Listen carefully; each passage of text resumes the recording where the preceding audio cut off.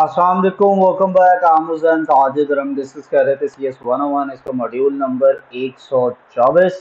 और आज हमने मॉड्यूल 124 के अंदर डिस्कस करना है logical relational operators.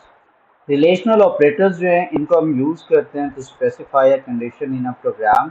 Relational operator compares two values, ये दो वैल्यूज को कंपेयर करता है। कंपेयर करने के बाद ये आपको क्या रिजल्ट देता है, या ट्रू में या फॉल्स में रिजल्ट करता है। ठीक है।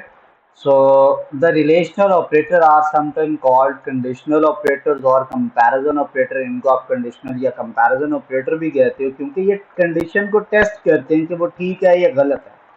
यहाँ पर greater than, less than, greater than equal, less than equal, equal equal, not equal, ये छह जो हैं वो relational operators होते हैं। डबल इक्वल का लॉजिक थोड़ा सा समझा दूं। आपने पहले पढ़े थे वेरिएबल्स, वेरिएबल में वैल्यू रखवानी होती थी तो आप करते थे x = 5। तो जो सिंगल इक्वल है वो असाइनमेंट ऑपरेटर कहलाता है। वो एक वेरिएबल में कोई वैल्यू स्टोर करवाने के लिए रखा यूज होता है। तो हम दो वेरिएबल्स की वैल्यूज को टेस्ट करने के लिए कि क्या वो इक्वल हैं या नहीं है, तो उसके लिए फिर हम सिंगल इक्वल नहीं यूज कर सकते, क्योंकि उसका ऑलरेडी किसी और पर्पस के लिए यूज होता है। तो हम फिर डबल इक्वल यूज करते हैं। तो आप लिखे ना ग्रेटर देन, तो आएगा 5 > 3 लिखा है, तो वो चेक करता है क्या ये ग्रेटर देन के लेफ्ट और राइट वाला जो नंबर है, तो लेफ्ट वाला नंबर ग्रेटर है राइट वाले से। अगर वो ग्रेटर होगा तो वो रिजल्ट में आपको ट्रू दे देगा, अदरवाइज वो फॉल्स दे देगा। अब ये जो ग्रेटर देन है करेगा क्या, ये कंपेयर करेगा।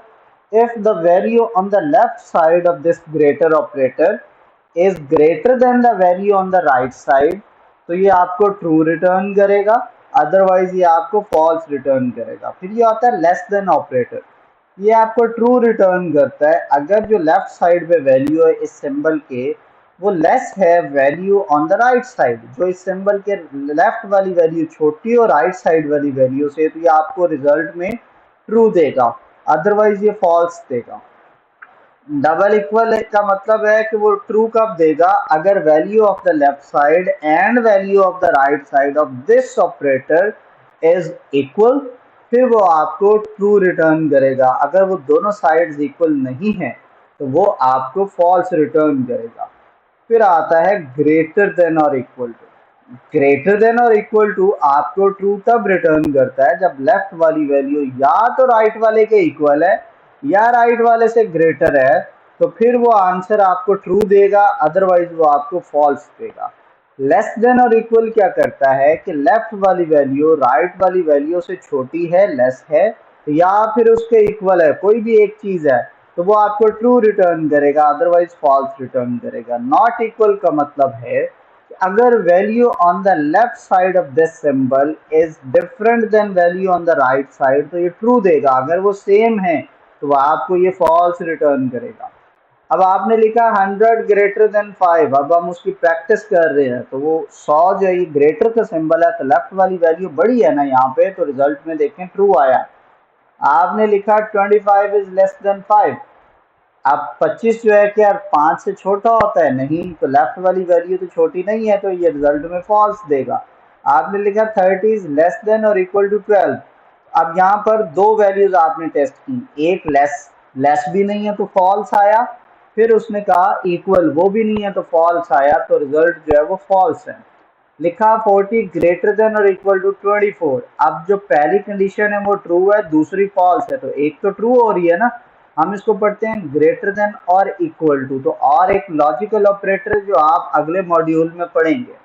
तो एक कंडीशन ट्रू हो रही है तो 40 ग्रेटर है 24 है, तो रिजल्ट में ट्रू है। अब लिखा है 40 इज ग्रेटर देन और इक्वल टू ट्रू, ग्रेटर तो नहीं है वो 40 है, लेकिन वो उसके इक्वल है, इसलिए रिजल्ट में ट्रू आया। 1 इज नॉट इक्वल टू 2, हम बात ठीक कर रहे हैं, दोनों डिफरेंट है, आंसर ट्रू है। आपने लिखा 5 इज नॉट इक्वल टू 5, गलत है, 5 तो 5 के इक्वल होता है, तो ये रिजल्ट में फॉल्स देगा। फिर है माय नेम, एक वेरिएबल है, उसके अंदर एक मैंने टेक्स्ट सेव करवाया हुसैन का। अब मैं चेक कर रहा हूँ कि ये जो माय नेम का वेरिएबल है, क्या इसका जो टेक्स्ट है वो हुसैन के इक्वल है, तो वो रिजल्ट ट्रू आ रहा है, क्योंकि yes it is equal.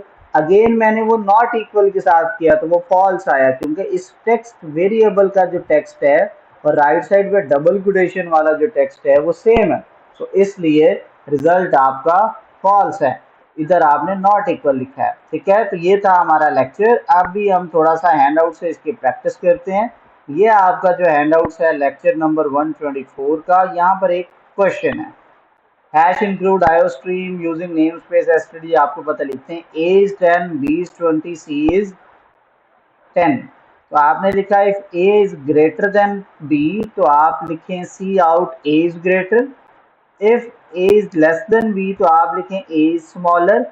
If say a is less then और इक्वल टू सी, तो आप लिखें ए इज लेस देन और इक्वल टू सी। ये आप वही कंडीशंस दे रहे हैं, वो ट्रू या फॉल्स रिटर्न करेगा, उसकी बेस पर ये कंडीशंस चलेंगे। ठीक है, तो उसमें से वो ये आउटपुट आपके पास आ रही है। तो ये लेक्चर नंबर 24 था।